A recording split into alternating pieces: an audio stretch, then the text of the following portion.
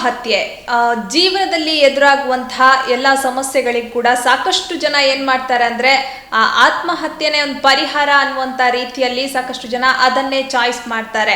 So ಯಾಕೆ ಈ ಥರ ಒಂದು ಜನರ ಮನಸ್ಥಿತಿ ಬರುತ್ತೆ, ಯಾಕೆ ಈ ಥರ ಒಂದು ಯೋಚನೆಯನ್ನ ಮಾಡ್ತಾರೆ, ಇಂಥ ಸಂದರ್ಭದಲ್ಲಿ ಅವರ ಒಂದು ಮನಸ್ಥಿತಿ ಯಾವ ರೀತಿಯಾಗಿ ಬದಲಾವಣೆಗಳಾಗ್ತವೆ, ಸೊ ಇದ್ರ ಬಗ್ಗೆ ಮಾಹಿತಿಯನ್ನ ಇವತ್ತು ಈ ನಮ್ಮ ವೈದ್ಯ ಲೋಕ ಕಾರ್ಯಕ್ರಮದಲ್ಲಿ ನೀಡ್ತೇವೆ. ಎಲ್ಲ U+ ವಾಹಿನಿಯ ವೀಕ್ಷಕರಿಗೆ ವೈದ್ಯ ಲೋಕಕ್ಕೆ ಸ್ವಾಗತ. ಸೊ ಈ ಬಗ್ಗೆ ಮಾಹಿತಿ ನೀಡಲಿಕ್ಕೆ ನಮ್ಮ ಜೊತೆಗೆ ಇದ್ದಾರೆ ಡಾಕ್ಟರ್ ಅನನ್ಯ ಲಕ್ಷ್ಮಿ ಸಂದೀಪ್. ಅವರನ್ನ ಕಾರ್ಯಕ್ರಮಕ್ಕೆ ಸ್ವಾಗತಿಸ್ತಾ ಇದ್ದೇನೆ. ನಮಸ್ತೆ. ಎಸ್ ಮೇಡಮ್, ಈಗ ಆತ್ಮಹತ್ಯೆ ಅನ್ನುವಂಥದ್ದು ಈಗ ನಾವು ಸಾಕಷ್ಟು ಕಡೆ ನೋಡ್ತೇವೆ. ಪ್ರತಿದಿನ ಸುದ್ದಿ ನೋಡಿದರೂ ಕೂಡ ಆತ್ಮಹತ್ಯೆ ಅನ್ನುವಂಥದ್ದು ಮಾಡಿಕೊಳ್ಳುವಂಥದ್ದು ಸಾಮಾನ್ಯ ಕೂಡ ಆಗಿದೆ. ಯಾಕೆ ಜನರಿಗೆ ಈ ಥರ ಒಂದು ಯೋಚನೆ ಬರುತ್ತೆ? ನೋಡಿ, ಎಲ್ಲದಕ್ಕಿಂತ ಮುಂಚೆ ನನಗೆ ಈ ಸಾವು ಅಂತ ಅಂದ ತಕ್ಷಣ ಒಂದು ಮಂಕುತಿಮ್ಮನ ಕಗ್ಗ ನೆನಪಾಗ್ತಾ ಉಂಟು. ಮುತ್ತಿರುವುದೆಂದು ಭೂಮಿಯನೊಂದು ದುರ್ದೈವ, ಮೃತ್ಯು ಕುಣಿಯುತ್ತಲಿಹನು ಕೇಕೆ ಹಾಕುತ್ತಲಿ, ಸುತ್ತುಪ್ಪುದು ತಲೆಯನ್ನು ಅನುದಿನ ಲೋಕದ ವಾರ್ತೆ, ಎತ್ತಲಿದಕ್ಕೆಲ್ಲ ಕಡೆ ಮಂಕುತಿಮ್ಮ ಅಂತಂದರೆ, ನೀವು ಈಗ ದಿನ ಪೇಪರ್ ತೆಗೆದು ನೋಡಿದರೆ ನಿಮಗೆ ಅಲ್ಲಿ ನೋವು, ಇಲ್ಲಿ ಸಾವು, ಇಲ್ಲೊಂದು ಆತ್ಮಹತ್ಯೆ, ಮತ್ತೊಂದು ಕಡೆ ಇನ್ನೊಂದೇನೋ ಅಪಘಾತ ಆಯಿತು, ಇದನ್ನೇ ನೀವು ನೋಡ್ತಾನೆ ಬರ್ತಾ ಇರ್ತೀರಿ. ಆದರೆ ಆತ್ಮಹತ್ಯೆ ಅನ್ನುವಂಥದ್ದು ಇತ್ತೀಚಿನ ದಿನಗಳಲ್ಲಿ ಹೆಚ್ಚಾಗಿ ಕಂಡು ಬರ್ತಾ ಇದೆ. ಜನರಿಗೆ ಯಾಕೆ ಈ ಯೋಚನೆ ಬರ್ತಿದೆ ಅನ್ನುವಂತಹ ನಿಮ್ಮ ಪ್ರಶ್ನೆಗೆ ಉತ್ತರ ಹಲವುಂಟು. ಆದರೆ ಅದರಲ್ಲಿ ಕೆಲವು ನಾನು ಹೇಳಲಿಕ್ಕೆ ಇಷ್ಟಪಡ್ತೇನೆ. ಒಂದೇನು ಅಂತಂದರೆ, ಈ ಕೊರೋನಾ ಮಹಾಮಾರಿ ಬಂದಾಗಿನಿಂದ ಜನರಿಗೆ ಆರ್ಥಿಕ ಸಂಕಷ್ಟ ಹೆಚ್ಚಾಗಿ ಎದುರಾಗಿ ಬಿಟ್ಟಿದೆ. ಇದರಿಂದಾಗಿ ಮುಂದೆ ನನ್ನ ಕೆಲಸ ಹೇಗೆ, ನನ್ನ ಜೀವನ ಹೇಗಿರ್ಬೋದು, ನಾನು ಇನ್ನೇನೇನು ಕಷ್ಟ ಬರಬೇಕಾಗ್ಬೋದು, ನನ್ನ ಮನೆಯವರನ್ನು ನಾನು ಹೇಗೆ ಸಾಕಲಿ, ಇದರನ್ನೆಲ್ಲ ಯೋಚನೆ ಮಾಡ್ತಾ ಜನರು ಆತ್ಮಹತ್ಯೆಗೆ ಶರಣಾಗ್ತಿದ್ದಾರೆ. ಇನ್ನು ರೈತರಂತೂ ರೈತರ ಬೆಳೆದಂತಹ ಬೆಳೆಗೆ ಬೆಲೆ ಒಳ್ಳೆದು ಸಿಕ್ಕಲಿಲ್ಲ ಅಂತ ಹೇಳಿ ಆತ್ಮಹತ್ಯೆಗೆ ಶರಣಾಗ್ತಾರೆ. ಈಗ ಪರೀಕ್ಷೆಯ ತುಂಬ ತೊಂದರೆ ಇಲ್ಲ ಮಕ್ಕಳಿಗೆ, ಆದರೆ ಪರೀಕ್ಷೆ ಇದ್ದಾಗ ಚಿಕ್ಕ ಪುಟ್ಟ ಕ್ಲಾಸ್ ಟೆಸ್ಟಿಗೆಲ್ಲ ಹೆದರಿ ಆತ್ಮಹತ್ಯೆ ಮಾಡ್ಕೊಳ್ಳೋದನ್ನು ಸಹ ನಾವು ನೋಡಿದ್ದೇವೆ. ಇನ್ನು ಕೆಲವರಿಗೆ ಏನಾಗ್ತದೆ ಅಂತಂದ್ರೆ, ಮಾನಸಿಕವಾಗಿ ಖಿನ್ನತೆ ಇರ್ಬೋದು, ಅಥವಾ ಏನಾದರೂ ದುಃಖ ಇರ್ಬೋದು, ಬೇಜಾರಿರ್ಬೋದು, ಮನೆಯಲ್ಲಿ ಬೇರೆ ಯಾರನ್ನಾದ್ರೂ ಅವರು ಕಳ್ಕೊಂಡಿರ್ಬೋದು. ಇದ್ರೆ ಈ ದುಃಖವನ್ನು ತಡಿಲಿಕ್ಕಾಗದೇನೆ ಕ್ಷಣಿಕ ಯೋಚನೆಗೆ ಸಿಲುಕಿ ತಮ್ಮ ಜೀವವನ್ನೇ ತೆತ್ತುವಂತಹ ಅವಕಾಶಗಳು ಹೆಚ್ಚಾಗಿ ಕಂಡು ಬರ್ತದೆ. ಇದೆಲ್ಲವೂ ಸಹ ಆತ್ಮಹತ್ಯೆಗೆ ಪ್ರೇರಣೆ ನೀಡುವ ಅಂಶಗಳಾಗಿ ಪರಿವರ್ತಿಸಿ ಬಿಡ್ತದೆ. ನಮ್ಮ ಯೋಚನೆಗಳು ಹಾಗೂ ನಮ್ಮ ಸುತ್ತಮುತ್ತಲಿನ ಪರಿಸರ ಹಾಗೂ ಆ ಪರಿಸರದಲ್ಲಿ ನಮ್ಮ ಜೊತೆ ಒಡನಾಡುವಂತಹ ವ್ಯಕ್ತಿಗಳ ಮಾತು, ಹಾವ ಭಾವ ಎಲ್ಲವೂ ಸಹ ಆತ್ಮಹತ್ಯೆಗೆ ಪ್ರೇರಣೆ ಅಥವಾ ವಿರೋಧವಾಗಿ ನಿಂತಿದೆ ಅಂತ ಹೇಳಲಿಕ್ಕೆ ಇಷ್ಟಪಡ್ತೇನೆ. ಎಸ್, ಈಗ ಆತ್ಮಹತ್ಯೆ ಅನ್ನುವಂಥದ್ದು ಇಂಥದ್ದೇ ವಯಸ್ಸಿನವರು ಅಂತ ಏನಿಲ್ಲ, ಇಂಥದ್ದೇ ವಯಸ್ಸಿನವರು ಮಾಡ್ಕೊಳ್ತಾರೆ ಅನ್ನುವಂಥದ್ದನ್ನು ನಾವು ನೋಡಲಿಕ್ಕೆ ಆಗೋದಿಲ್ಲ. ಸೊ ಪ್ರತಿಯೊಂದು ವಯಸ್ಸಿನವರೆಗೂ ಅವ್ರದ್ದೇ ಆದ ಒಂದು ಕಾರಣಗಳಿರ್ತವೆ, ಅವ್ರದ್ದೇ ಆದ ಒಂದು ಮಾನಸಿಕ ಹಿಂಸೆ ಇರ್ಬೋದು. ಈ ರೀತಿಯಾಗಿ ಎಲ್ಲ ವಯಸ್ಸಿನವರು ಆತ್ಮಹತ್ಯೆಗೆ ಶರಣಾಗುವಂಥದ್ದನ್ನು ನಾವು ನೋಡ್ತೇವೆ. ಸೊ ಅದರಲ್ಲೂ ನೋಡಿದ್ರು ಯಾವ ವಯಸ್ಸಿನವರು ಒಂದು ಜಾಸ್ತಿಯಾಗಿ ಈ ಆತ್ಮಹತ್ಯೆಯನ್ನ ಮಾಡ್ಕೊಳ್ತಾರೆ? ಜಾಸ್ತಿ ಕಡಿಮೆಗೆ ಆತ್ಮಹತ್ಯೆ ಅನ್ನುವಂತಹ ಪ್ರಶ್ನೆ ಬಂದಾಗ ವಯಸ್ಸು ಅನ್ನುವಂತಹದ್ದು ಒಂದು ವಿಷಯವೇ ಅಲ್ಲ, ನೀವೇ ಹೇಳಿದ ಹಾಗೆ. ಯಾಕೆಂತಂದ್ರೆ ಆತ್ಮಹತ್ಯೆ ಅನ್ನುವಂತಹದ್ದು ದೇಹಕ್ಕೆ ಸಂಬಂಧಪಟ್ಟಂಥದ್ದಲ್ಲ, ಮನಸ್ಸಿಗೆ ಸಂಬಂಧಪಟ್ಟಂಥದ್ದು. ನೋಡಿ, ನಮಗೆ ವಯಸ್ಸಾಗ್ತಾ ಹೋದಾಗೆ ನಮ್ಮ ಕೂದಲು ಬೆಳ್ಳಗಾಗ್ತದೆ, ನಮ್ಮ ಉದ್ದ ತೂಕದಲ್ಲೆಲ್ಲ ವ್ಯತ್ಯಾಸಗಳಾಗ್ತಾ ಇರ್ತದೆ, ಹಾಗೇನೆ ನಮ್ಮ ಆರೋಗ್ಯದಲ್ಲಿ ಏರುಪೇರಾಗ್ತದೆ. ಆದರೆ ಮನಸ್ಸನ್ನುವಂಥದ್ದು ನಾವು ಹುಟ್ಟಿನಿಂದ ಬೆಳೀತಾ ನಮ್ಮ ವಾತಾವರಣ ಹಾಗೂ ನಮ್ಮ ಯೋಚನಾ ಲಹರಿ ಹೇಗಿರ್ತದೆ ಹಾಗೆ ಅದು ಜಾಸ್ತಿ ಆಗ್ತಾ ಹೋಗ್ತದೆ. ನಮ್ಮ ದೇಹಕ್ಕೆ ಮುಪ್ಪುಂಟೆ ಹೊರತು ಮನಸ್ಸಿಗಲ್ಲ. ಮನಸ್ಸಿಗೆ ಯಾವತ್ತೂ ವಯಸ್ಸಾಗೋದಿಲ್ಲ. ಆದ ಕಾರಣ ಆತ್ಮಹತ್ಯೆ ಅನ್ನುವಂಥದ್ದು ಇಂಥವರಲ್ಲೇ ಜಾಸ್ತಿ ಇರಬೇಕು, ಇಂಥ ವಯಸ್ಸಲ್ಲೇ ಜಾಸ್ತಿ ಇರಬೇಕು, ಗಂಡು ಮಕ್ಕಳು ಅಥವಾ ಹೆಣ್ಣು ಮಕ್ಕಳಲ್ಲೇ ಜಾಸ್ತಿ ಇರಬೇಕು ಅನ್ನುವಂಥದ್ದು ವಿಷಯ ಅಲ್ಲ. ಆದರೆ ಹೆಚ್ಚಾಗಿ ಹದಿಹರೆಯದವರಲ್ಲಿ ಆತ್ಮಹತ್ಯೆಯ ಸಂಖ್ಯೆ ಹೆಚ್ಚಾಗಿರ್ತದೆ. ಪರೀಕ್ಷೆಗೆ ಹೆದರಿನೋ, ಅಥವಾ ಪ್ರೇಮ ಪ್ರಕರಣಗಳಲ್ಲಿ ಸಿಲುಕಿ ಹಾಕಿನೋ, ಅಥವಾ ಬೇರೆ ಕಳ್ಳತನ, ಜೂಜು ಮುಂತಾದವಕ್ಕೆ ಸಿಲುಕಿ, ಅಥವಾ ಕೆಟ್ಟ ಚಟಗಳಿಗೆ ಬಲಿಯಾಗಿ ಆತ್ಮಹತ್ಯೆಗೆ ಶರಣಾಗಿ ಬಿಡ್ತಾರೆ. ಅಥವಾ ಇನ್ನೂ ಎಷ್ಟೊಂದು ಸಲ ಏನಾಗ್ತದೆ ಅಂತಂದರೆ, ಈ ಮಧ್ಯ ವಯಸ್ಸು ದಾಟಿದಂತಹ ಸಂದರ್ಭದಲ್ಲಿ ಸಂಸಾರದ ಹೊಣೆಯನ್ನು ಸರಿಯಾಗಿ ನಿರ್ವಹಿಸಲಿಕ್ಕಾಗದೇ ಇರುವಂತಹ ಸಮಯ, ಮತ್ತು ಒತ್ತಡಗಳಿದ್ದಾಗ ಅಂತಹ ವಯಸ್ಸಿನವರಲ್ಲಿ ಸಹ ಈ ಆತ್ಮಹತ್ಯೆ ಅನ್ನುವಂಥದ್ದು ಹೆಚ್ಚಾಗಿ ಕಂಡು ಬರ್ತದೆ. ಇದು ಆತ್ಮಹತ್ಯೆ ಅನ್ನುವಂಥದ್ದು ಒಂದು ಪರಿಹಾರ ಅಲ್ಲ. ಅದನ್ನು ಜನರಿಗೆ ಮನವರಿಕೆ ಮಾಡುವಂತಹ ಪ್ರಾಮಾಣಿಕ ಪ್ರಯತ್ನವನ್ನು ನಾವು ಪ್ರತಿಯೊಬ್ಬರು ಮಾಡಬೇಕು ಅಂತ ಹೇಳಿ ನನಗನ್ನಿಸ್ತದೆ. ಎಸ್, ಈಗ ಆತ್ಮಹತ್ಯೆ ಮಾಡಿಕೊಳ್ಳುವಂತಹ ಒಬ್ಬ ವ್ಯಕ್ತಿ ಆ ಆತ್ಮಹತ್ಯೆ ಮಾಡಿಕೊಳ್ಳೋಕ್ಕೆ ಮುಂಚೆ ಅಂದರೆ ಅವನಿಗೆ ಯಾವುದಾದ್ರೂ ಮಾನಸಿಕ ಖಿನ್ನತೆ ಉಂಟಾಗಿರುತ್ತೆ. ಸೊ ಈ ರೀತಿಯಾಗಿ ಮಾನಸಿಕ ಬದಲಾವಣೆಗಳು ಯಾವ ಥರ ಎಲ್ಲ ಇರುತ್ತೆ? ನೀವು ಈ ಪ್ರಶ್ನೆ ಕೇಳಿದಾಗ ನನಗೆ ಒಂದೆರಡು ಪುಟ್ಟ ಉದಾಹರಣೆ ಅಲ್ಲ, ನೈಜ ಘಟನೆ ನೆನಪಾಗ್ತಿದೆ. ನಾನು ಹೇಳ್ಬೋದಾದ್ರೆ ನಾನು ಹೇಳ್ತೇನೆ.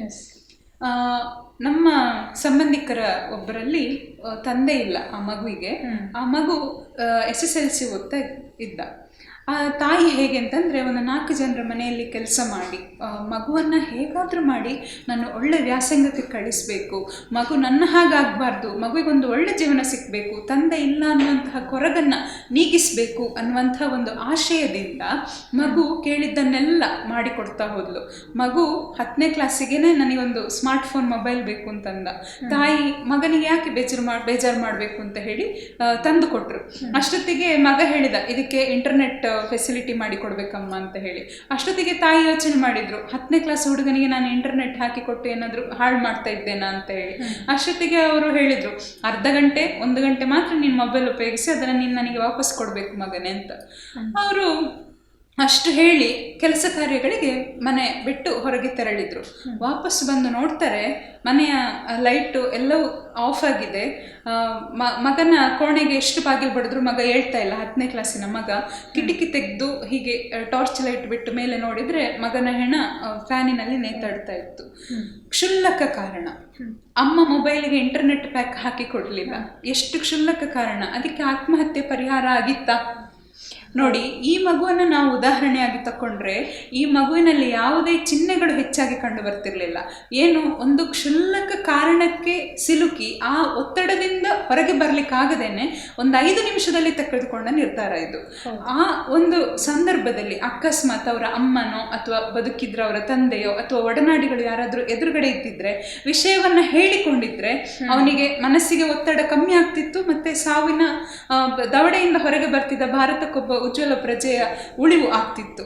ಆದರೆ ಎದುರುಗಡೆ ಯಾರು ಇಲ್ಲದೆ ಆದಾಗ, ಮನಸ್ಸಿನೊಳಗೆ ಒಂಟಿತನ ಕಾಡಿದಾಗ, ತನ್ನ ಹಠವನ್ನೇ ಸಾಧಿಸಬೇಕು ಅಂತ ಅಂದುಕೊಂಡಾಗ ಈ ಮಗು ಆತ್ಮಹತ್ಯೆಗೆ ಶರಣಾಗಿ ಬಿಡ್ತು.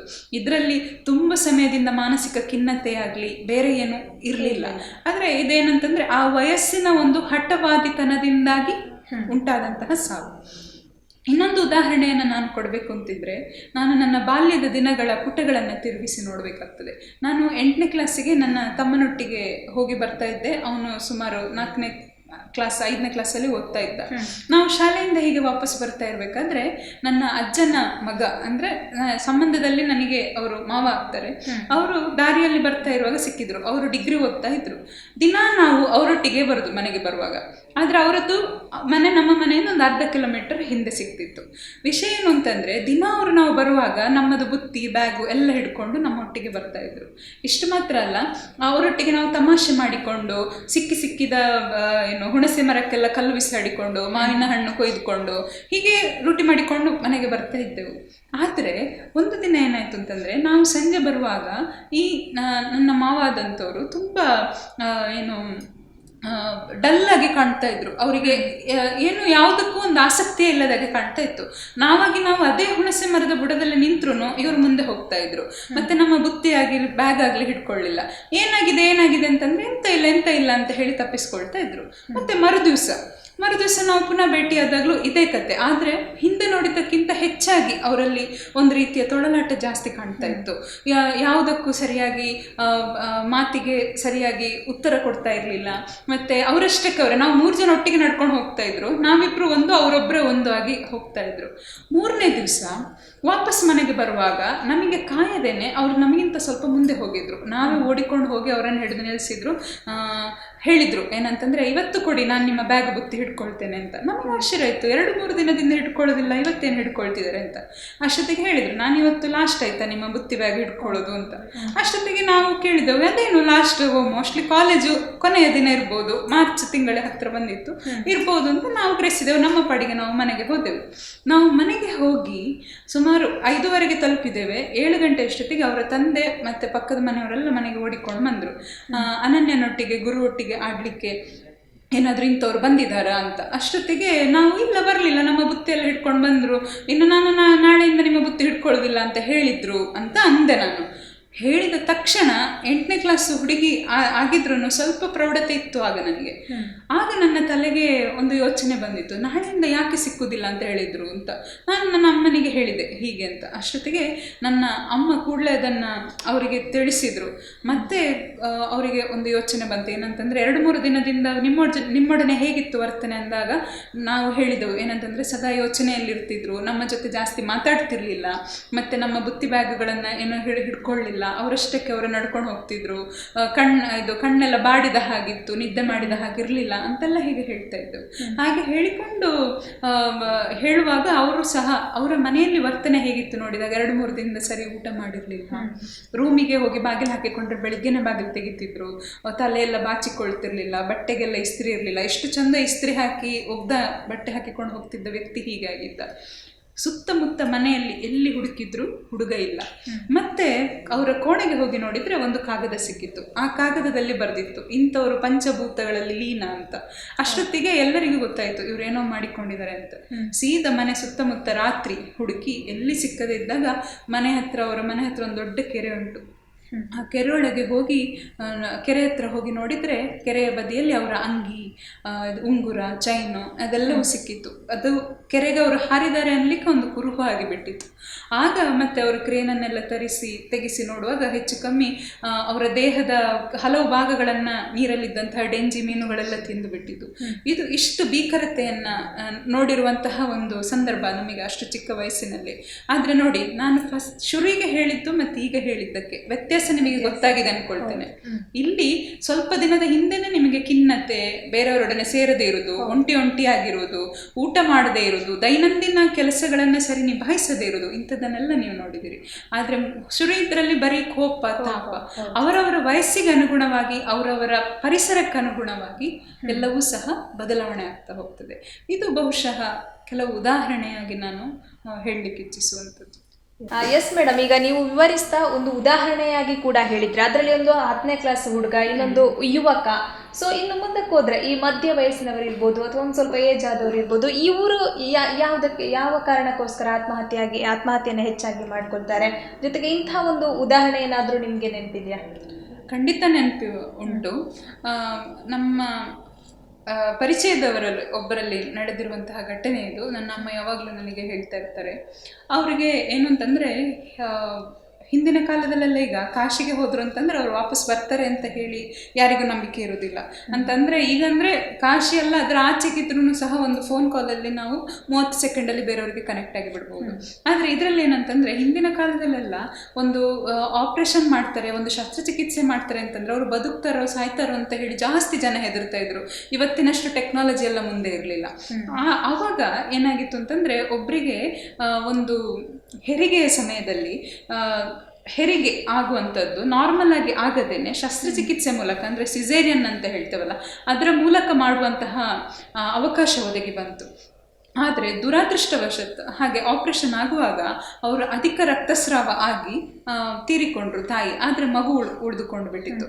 ಇದರೊಟ್ಟಿಗೆ ಅವರಿಗೆ ಹಿಂದೆ ಮತ್ತೆ 2 ಮಕ್ಕಳಿದ್ದವು. ಹಿಂದಿನ ಕಾಲದಲ್ಲಿ ಹೆಚ್ಚಾಗಿ 3-4 ಮಕ್ಕಳು ಇರ್ತಿದ್ವಲ್ಲ, ಹಾಗೆ ಅವರಿಗೆ 3 ಜನ ಮಕ್ಕಳಿದ್ರು. ಆ ಗಂಡ ಹೆಂಡತಿಯ ಮಧ್ಯೆ ಪ್ರೀತಿ ಅದೆಷ್ಟಿತ್ತು ಅಂತಂದರೆ, ಒಬ್ಬರನ್ನು ಬಿಟ್ಟು ಇನ್ನೊಬ್ರು ಇರಲಿಕ್ಕೆ ಸಾಧ್ಯವೇ ಇರಲಿಲ್ಲ, ಅಷ್ಟು ಪ್ರೀತಿ ಇತ್ತು. ಇವರಿಗೆ ಸರಿಸುಮಾರು 40-45 ವರ್ಷ ವಯಸ್ಸಾಗಿತ್ತು ಅವರ ಗಂಡನಿಗೆ. ಅವರು ಏನು ಮಾಡಿದ್ರು ಅಂತಂದರೆ, 1 ವಾರ 2 ವಾರ ಮಕ್ಕಳಿಗೋಸ್ಕರ ನಾನು ಇರ್ತೇನೆ, ನಾನು ಬದುಕ್ತೇನೆ, ಇಲ್ಲದಿದ್ದರೆ ಮಕ್ಕಳು ಅನಾಥರಾಗ್ತಾರೆ ಅಂತ ಹೇಳಿ ಒಂದು ದೃಢ ಮನಸ್ಸನ್ನು ಮಾಡಿಕೊಂಡಿದ್ರು. ಆದರೆ ಅವರಿಗೆ ಕಾಡ್ತಾ ಇದ್ದಂತಹ ಒಂಟಿತನ, ಮತ್ತು ಆ ಹಳೆಯ ನೆನಪುಗಳು, ಮತ್ತು ಜೀವನ ಸಂಗಾತಿ, ಮತ್ತು ತನ್ನ ಜೀವನದ ಗೆಳತಿಯನ್ನು ಕಳೆದುಕೊಂಡಂತಹ ನೋವು ಉಂಟಲ್ವಾ, ಅದರಿಂದಾಗಿ ಏನಾಯಿತು ಅಂತಂದರೆ ಅವರು ಸಹ ಆತ್ಮಹತ್ಯೆಗೆ ಶರಣಾಗಿ ಬಿಟ್ರು. ತಮ್ಮ ತೋಟಕ್ಕೆ ಹೋಗಿ ಅಲ್ಲಿದ್ದಂತಹ ಒಂದು ಗೇರು ಬೀಜದ ಮರಕ್ಕೆ ನೇಣು ಹಾಕಿಕೊಂಡು ಬಿಟ್ರು. ಇದು ನೋಡಲಿಕ್ಕೆ ನಮಗೆ ಮಕ್ಕಳನ್ನು ಬಿಟ್ಟು ಹೋದ್ರಲ್ಲ, ಅದು ಹೇಗೆ ಸಾಧ್ಯ ಆಯಿತು ಅಂತ ಎಲ್ಲ ಅಂದ್ಕೊಳ್ತೇವೆ. ಆದರೆ ಆ ಕ್ಷಣಿಕದಲ್ಲಿ ಆ ಯೋಚನೆ ಅವರ ಮನಸ್ಸಿಗೆ ಹೇಗೆ ಬಂತಂದರೆ, ಅವಳೇ ಹೋದ ಮೇಲೆ ನಾನು ಯಾಕಿರಬೇಕು ಅಂದರೆ ಅದು ಆ ಒಂಟಿತನ ಅನ್ನುವಂಥದ್ದು ಅವರಿಗೆ ಹೆಚ್ಚಾಗಿ ಕಾಡಿದೆ. ಹೆಚ್ಚಾಗಿ ವಯಸ್ಸಾದವರಲ್ಲಿ, ಮಧ್ಯವಯಸ್ಕರಲ್ಲೆಲ್ಲ ಒಂಟಿತನ ಇರ್ಬೋದು, ಅಥವಾ ದುಡ್ಡಿನ ಕೊರತೆ ಇರ್ಬೋದು, ಅಥವಾ ಬೆಳೆದಂತಹ ಬೆಳೆಗಳಲ್ಲಿ ಏನಾದರೂ ಬೆಲೆ ಬರದೇ ಇದ್ದಾಗ ಇರ್ಬೋದು. ಇಂತಹ ಸಮಸ್ಯೆಗಳು ಬಂದಾಗ ಏನಾಗ್ತದೆ, ಅವರು ಆತ್ಮಹತ್ಯೆಗೆ ಶರಣಾಗುವಂತಹ ಅವಕಾಶಗಳು ಹೆಚ್ಚಾಗಿ ಕಂಡು ಬರ್ತದೆ. ಇವು 2-3 ಪುಟ್ಟ ಉದಾಹರಣೆಗಳಷ್ಟೇ. ದಿನ ಪೇಪರ್ ನೀವು ತೆಗೆದು ನೋಡಿದ್ರೆ ಅದರಲ್ಲಿ 2-3 ಪ್ರಕರಣಗಳಾದರೂ ಕಂಡು ಬರ್ತದೆ. ಎಸ್ ಮೇಡಮ್, ಉದಾಹರಣೆ ಸಮೇತ ಈ ಆತ್ಮಹತ್ಯೆಗೆ ಏನೆಲ್ಲ ಒಂದು ಕಾರಣಗಳು ಇರ್ತವೆ ಅನ್ನೋಂಥದ್ದನ್ನ ಬಹಳ ಉತ್ತಮವಾಗಿ ವಿವರಿಸಿದ್ರಿ. ಇದ್ರ ಬಗ್ಗೆ ನಾವು ಇನ್ನಷ್ಟು ಮಾತಾಡೋಣ. ಅದಕ್ಕಿಂತ ಮುಂಚೆ ಸ್ಮಾಲ್ ಬ್ರೇಕ್.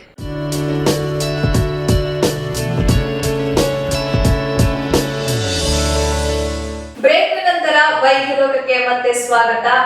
ಎಸ್ ಮೇಡಮ್, ಈಗ ನಾವು ಮಾತಾಡ್ತಾ ಇದ್ವಿ ಅಂದ್ರೆ ಇಂತಹ ವಯಸ್ಸಿನವರಿಗೆ ಈ ತರ ಒಂದು ಏನು ಅವರ ನೋವು ಇರ್ಬೋದು, ಅಥವಾ ಮಾನಸಿಕ ಒತ್ತಡ ಇರ್ಬೋದು, ಅಥವಾ ಕೋಪ ಇರ್ಬೋದು, ಈ ತರ ಒಂದು ಕಾರಣಗಳು ಆತ್ಮಹತ್ಯೆಗೆ ಕಾರಣಗಳಾಗಿರ್ತವೆ ಅನ್ನೋದನ್ನ ಹೇಳಿದ್ರಿ. ಈಗ ಇದನ್ನೆಲ್ಲ ಒಂದು ಆತ್ಮಹತ್ಯೆ ಮಾಡಿಕೊಳ್ಳದಾಗೆ ಈ ತರ ಒಂದು ಸಮಸ್ಯೆ ಇರೋದನ್ನ ಮೆಟ್ಟಿ ನಿಲ್ಲುವಂಥದ್ದು ಹೇಗೆ? ಆತ್ಮಹತ್ಯೆಯನ್ನ ಮೆಟ್ಟಿ ನಿಲ್ಲುವಂಥದ್ದು ನಿಜವಾಗಿಯೂ ಸಹ ಜೀವನದಲ್ಲಿ ನಾವು ಮಾಡುವಂತಹ ದೊಡ್ಡ ಸಾಧನೆ.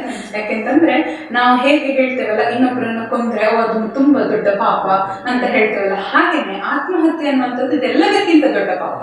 ಯಾಕೆಂತಂದ್ರೆ ನಾವು ಹುಟ್ಟಿದ್ದು ನಮ್ಮ ಕೈಯಲ್ಲಿ ಇರಲಿಲ್ಲ, ಹಾಗೆ ಸಾವು ಸಹ ನಮ್ಮ ಕೈಯಲ್ಲಿ ಇರುವುದಿಲ್ಲ. ಅದಾಗಿ ಬಂದಾಗ ನಾವು ಅದನ್ನು ಸ್ವೀಕರಿಸಬೇಕಾಗ್ತದೆ. ಇದು ನಮ್ಮ ಜೀವನದ ರೀತಿ. ಹೀಗಿರುವಾಗ ನಾವು ಯಾವುದೇ ಕ್ಲಿಷ್ಟಕರ ಸನ್ನಿವೇಶ ನಮ್ಮ ಜೀವನದಲ್ಲಿ ಬಂದಾಗ ನಾವು ಬದುಕಿ ತೋರಿಸಬೇಕಷ್ಟೇ ಹೊರತು ನಾವು ಸತ್ತು ಸಾಧಿಸ್ಲಿಕ್ಕೆ ಏನಿಲ್ಲ. ನಾವು ಹೊರಟೋಗ್ತೇವೆ, ಆದ್ರೆ ನಮ್ಮನ್ನು ನಂಬಿರುವಂತಹ ನಮ್ಮ ಅಪ್ಪ ಅಮ್ಮ, ಕೈ ಹಿಡಿದವರು, ನಮ್ಮ ಮಕ್ಕಳು, ಅಥವಾ ನಮ್ಮ ಅಜ್ಜ ಅಜ್ಜಿ, ನಮ್ಮ ಗೆಳತಿಯರು, ನಮ್ಮ ಗುರು ಹಿರಿಯರು, ಅವರೆಲ್ಲ ಏನ್ ಮಾಡ್ಬೇಕು? ನಾವು ಒಬ್ರು ಹೋದ್ರೆ ನಮ್ಮ ಸಮಸ್ಯೆ ಸರಿಯಾಯ್ತು ಅಂತ ನಾವು ಹೇಗೆ ಇದು ಮಾಡ್ತೇವೆ ಅಲ್ವಾ? ಈಗ ಆತ್ಮಹತ್ಯೆ ಮಾಡ್ಕೊಳ್ಬೇಕು ಅಂದಾಗ ನಾವು ಏನ್ ಮಾಡ್ಬೇಕು ಅನ್ನುವಂಥದ್ದು ಪ್ರಶ್ನೆಗೆ ನಾನು 2 ಉದಾಹರಣೆಯನ್ನು ನಿಮಗೆ ಕೊಡ್ಲಿಕ್ಕೆ ಇಷ್ಟಪಡ್ತೇನೆ. ನಿಮಗೆ ಜೋಳ ಗೊತ್ತಿದೆ, ಹಾಗೇನೆ ಮೊಟ್ಟೆ ಗೊತ್ತಿದೆ. ಜೋಳವನ್ನ ನಾವು ಬೇಯಿಸಿದ್ರೆ ಏನಾಗ್ತದೆ, ಮೊಟ್ಟೆಯನ್ನು ಬೇಯಿಸಿದ್ರೆ ಏನಾಗ್ತದೆ, ಆಯ್ತಾ? ಈಗ ಪಾಪ್ಕಾರ್ನ್ ಅಂತ ನಾವು ತಿಂತೇವೆ, ಎಲ್ಲರಿಗೂ ತುಂಬಾ ಇಷ್ಟ. ಅದೇನು ಜೋಳ ಅಷ್ಟೇ. ಆ ಜೋಳವನ್ನ ನೀವು ಕುಕ್ಕರ್ ಒಳಗೆ ಹಾಕಿ ಸಿಕ್ಕಾಪಟ್ಟೆ ಬಿಸಿ ಮಾಡಿ, ಜೋಳ ಇಷ್ಟು ಚಿಕ್ಕ ಇದ್ದದ್ದು ಎಷ್ಟು ಚಂದ ಹೂವಾಗಿ ಅರಳ್ತದೆ. ಎಲ್ಲಿ ನೋವಲ್ಲಿ ಹೂವಾಗಿ ಅರಳುವಂಥದ್ದು, ಅಂದ್ರೆ ತುಂಬಾ ಬಿಸಿಯಲ್ಲಿ ಅದು ಹೂವಾಗಿ ಅರಳ್ತದೆ. ಅದನ್ನ ನೀವು ಮೊಟ್ಟೆ ತಕೊಳ್ಳಿ, ಮೊಟ್ಟೆ ಒಳಗೆ ನೀರಾಗಿರ್ತದೆ, ಬಿಸಿಗೆ ಹಾಕಿ ಆಮ್ಲೆಟ್ ಆಗಿ ಬಿಡ್ತದೆ, ಗಟ್ಟಿಯಾಗಿ ಬಿಡ್ತದೆ. ನಾನು ತಿಂದು ನೋಡ್ಲಿಲ್ಲ, ಅನುಭವ ಇಲ್ಲ, ಆದ್ರೆ ನೋಡುವಾಗ ನಮಗೆ ಕಣ್ಣಿಗೆ ಹೀಗೆ ಕಾಣ್ತದೆ. ಏನಂತಂದ್ರೆ ಜೋಳ ಗಟ್ಟಿ ಇದ್ದದ್ದು ಹೂವಾಗಿ ಮೆದುವಾಗಿ ಅರಳಿ ಬಾಯಿಗೆ ರುಚಿಯನ್ನ ಕೊಟ್ರೆ, ಮೊಟ್ಟೆ ಅನ್ನುವಂಥದ್ದು ನೀರಾಗಿದ್ದದ್ದು, ದ್ರವ ಆಗಿದ್ದದ್ದು ಅದೇ ಬಿಸಿಗೆ ವ್ಯಕ್ತ ಆದಾಗ ಏನಾಗ್ತಿದೆ ಅಂತಂದ್ರೆ ಗಟ್ಟಿ ಆಗ್ತಿದೆ. ಬಾಯಿಗೆ ರುಚಿ ಕೊಡ್ಬೋದು, ಆದ್ರೆ 2 ದ್ರವ ಇದ್ದದ್ದು ಗಟ್ಟಿ ಆಗುದಕ್ಕೂ ಗಟ್ಟಿ ಇದ್ದದ್ದಕ್ಕೂ ಮೆದುವಾಗೋದಕ್ಕೂ ತುಂಬಾ ವ್ಯತ್ಯಾಸ ಉಂಟು. ಆದ್ರೆ ಸಂದರ್ಭ ಒಂದೇ. ನಾವು ಏನ್ ಅರ್ಥ ಮಾಡ್ಕೊಳ್ಬೇಕು ಅಂತಂದ್ರೆ, ಹೇಗೆ 2 ಭಿನ್ನ ವಸ್ತುಗಳು ಒಂದೇ ಸನ್ನಿವೇಶದಲ್ಲಿ ಭಿನ್ನವಾಗಿ ವರ್ತಿಸಿದವೋ ಹಾಗೆ ನಾವು ಕೂಡ. ಕೆಲವರಿಗೆ SSLC ಪರೀಕ್ಷೆಯಲ್ಲಿ 10 ಮಾರ್ಕ್ 100ಕ್ಕೆ ತೆಗೆದ್ರು ಖುಷಿಯಾಗಿರ್ತಾರೆ. ಇನ್ನು ಕೆಲವರು 100ಕ್ಕೆ 99 ತೆಗೆದ್ರು 1 ಅಂಕ ನನಗೆ ಕಡಿಮೆ ಆಯ್ತು ಅಂತ ಹೇಳಿ ಆತ್ಮಹತ್ಯೆಗೆ ಶರಣಾಗಿರ್ತಾರೆ. ಇದು ಪರೀಕ್ಷೆ ಒಂದೇ, ಆದ್ರೆ ಅವರು ತಕೊಂಡಂತಹ ರೀತಿ ಬೇರೆ ಬೇರೆ ಆಗಿರ್ತದೆ. ಇದಕ್ಕೆ ನಾವು ಬರೀ ಮಕ್ಕಳನ್ನೇ ದೂರಿ ಪ್ರಯೋಜನ ಇಲ್ಲ, ಪರಿಸರ ಮತ್ತೆ ಸುತ್ತಮುತ್ತಲಿನ ಜನ ಸಹ ಅದಕ್ಕೆ ಏನಾಗಿರ್ತಾರೆ ಅಂತಂದ್ರೆ ಒಂದು ರೀತಿಯ ಪ್ರೇರಣೆ ಆಗಿರ್ತಾರೆ. ನೀವು ಎಲ್ಲರೂ ಸಹ ಒಂದು ಕತೆ ಕೇಳಿರ್ಬೋದು.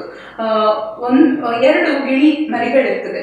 ಈ ಗಿಣಿ ಮರಿಗಳನ್ನ ಒಂದು ಕಾಡಲ್ಲಿ ಆ ಗಿಣಿ ಸಾಕ್ತಾ ಇರ್ತದೆ. ಆದ್ರೆ ಈ ಗಿಣಿ ಮರಿಗಳು ಏನಾಗ್ತದೆ ಗೊತ್ತಾ, ಬೆಳೆಯುವಾಗ ದಾರಿಯಲ್ಲಿ ಒಬ್ಬ ಸನ್ಯಾಸಿ ಬರ್ತಾನೆ. ಆ ಒಬ್ಬ ಸನ್ಯಾಸಿ ಬಂದು ಒಂದು ಗಿಣಿ ಮರಿಯನ್ನ ಹೊತ್ಕೊಂಡು ಹೋಗ್ತಾನೆ, ನೀವು ಕೇಳಿರ್ಬೋದು ಈ ಕತೆ. ಇನ್ನೊಂದು ಗಿಣಿ ಮರಿಯನ್ನ ರಾಕ್ಷಸ ಒಂದು ಹೊತ್ಕೊಂಡು ಹೋಗ್ತಾನೆ.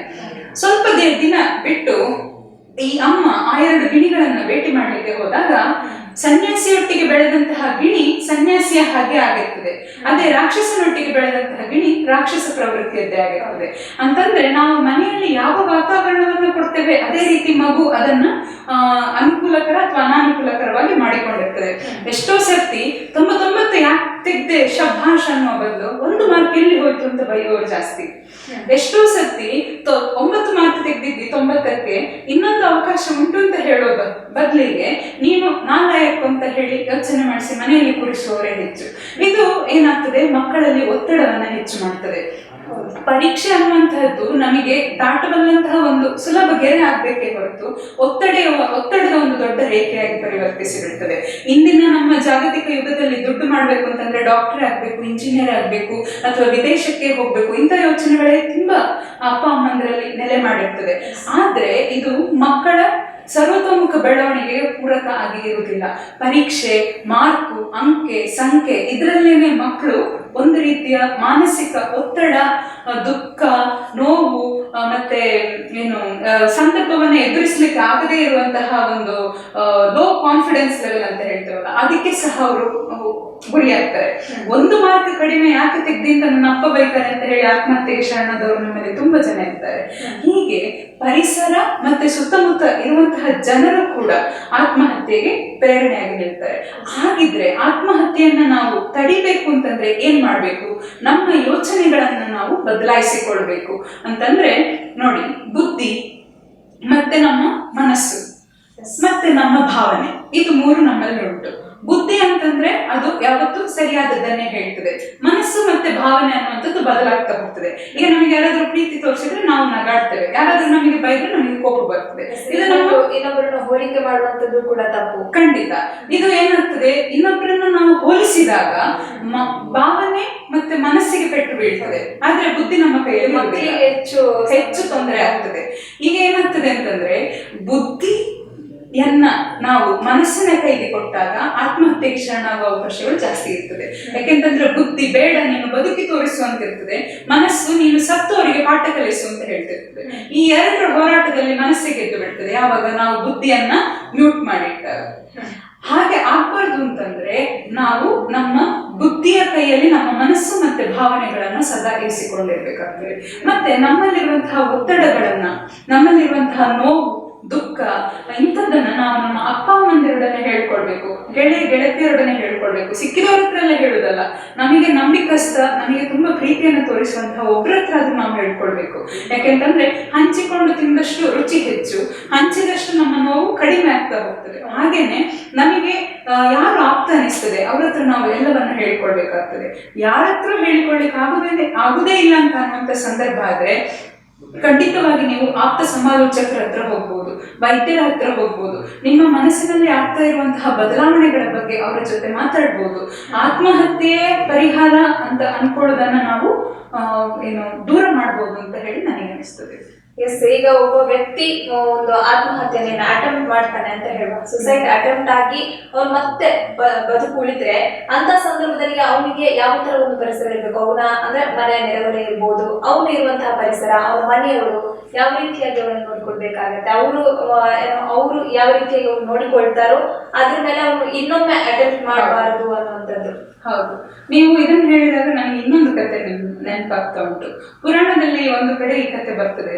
ಅದರಲ್ಲಿ ಏನಾಗ್ತದೆ ಅಂತಂದ್ರೆ, ಒಬ್ಬ ಬ್ರಾಹ್ಮಣ ತಂದೆ ಮತ್ತೆ ತಾಯಿಗೆ ಒಳ್ಳೆ ಸಾಧಕರವರು, ಅವರಿಗೆ ಒಬ್ಬ ಮಗ ಇರ್ತಾನೆ.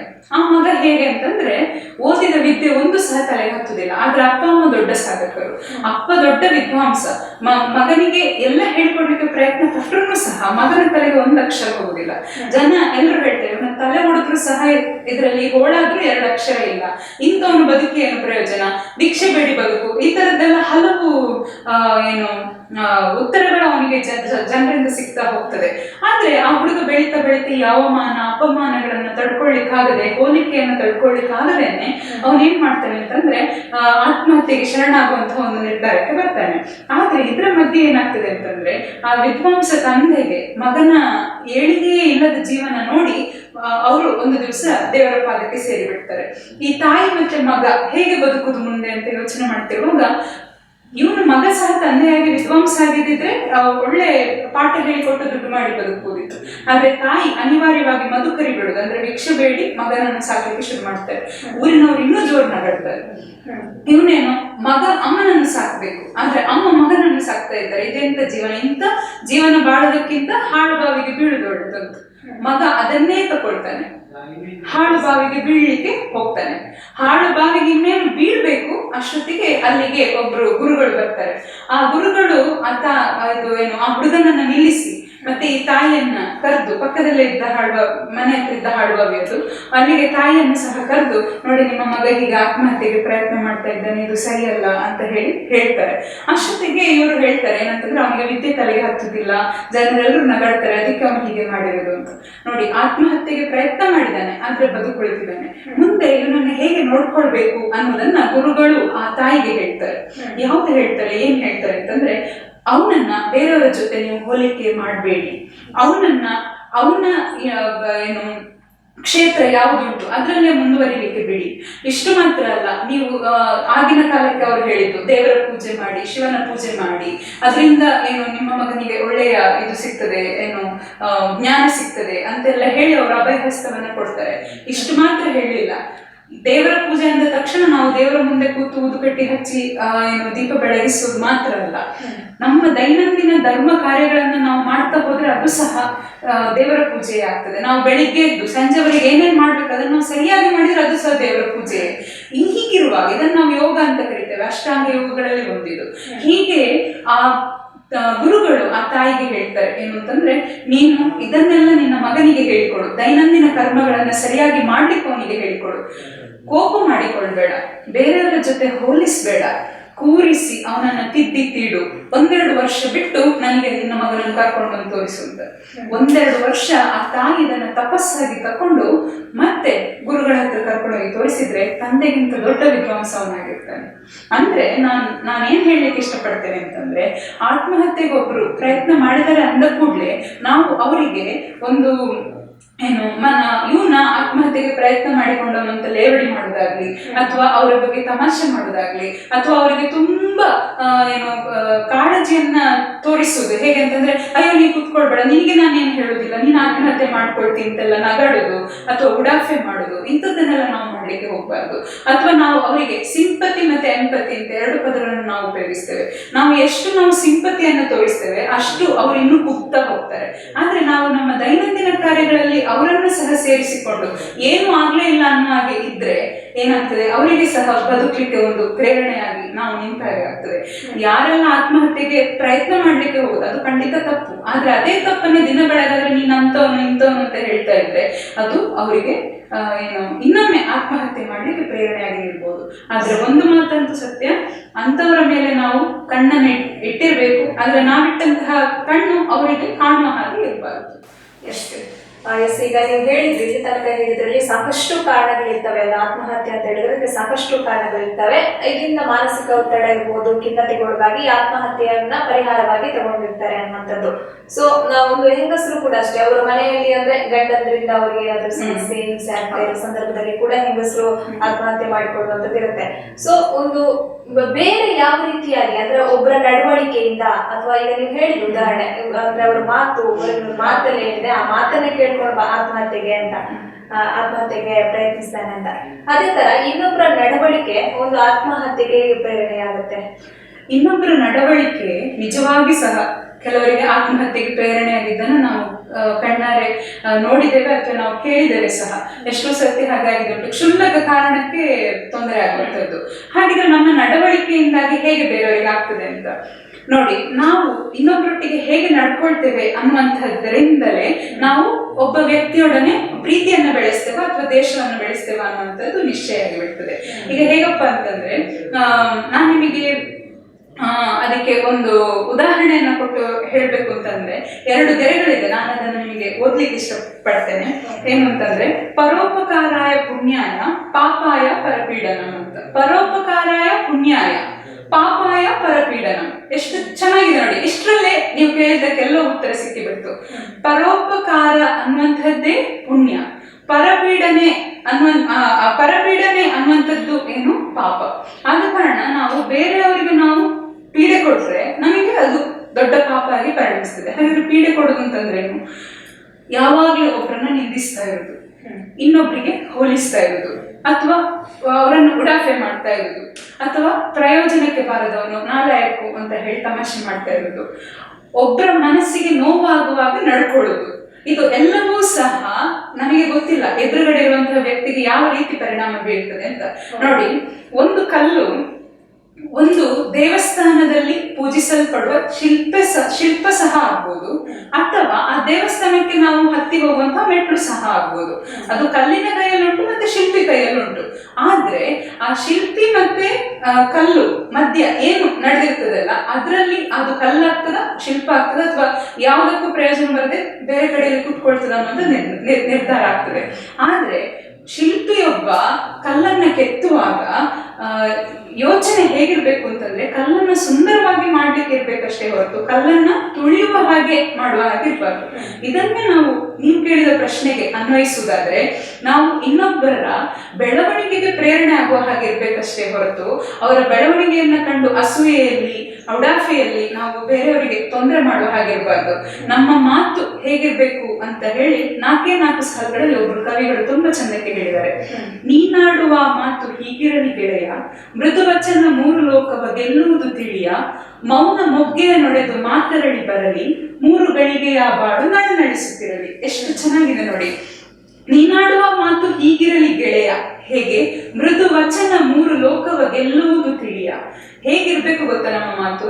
ಮೌನ ಮೊಗ್ಗೆಯ ನೊಡೆದು ಮಾತರಳಿ ಬರಲಿ, ನಮ್ಮ ಈ 3 ಗಳಿಗೆಯ ಬಾಳು ನಡೆಸುತ್ತಿರಲಿ. ಎಷ್ಟು ಚಂದಕ್ಕೆ ಬರ್ತಿದ್ದಾರೆ. ನಮ್ಮ ಮಾತು ಇನ್ನೊಬ್ಬರಿಗೆ ನೋವಾಗುವಾಗಿರ್ಬಾರ್ದು.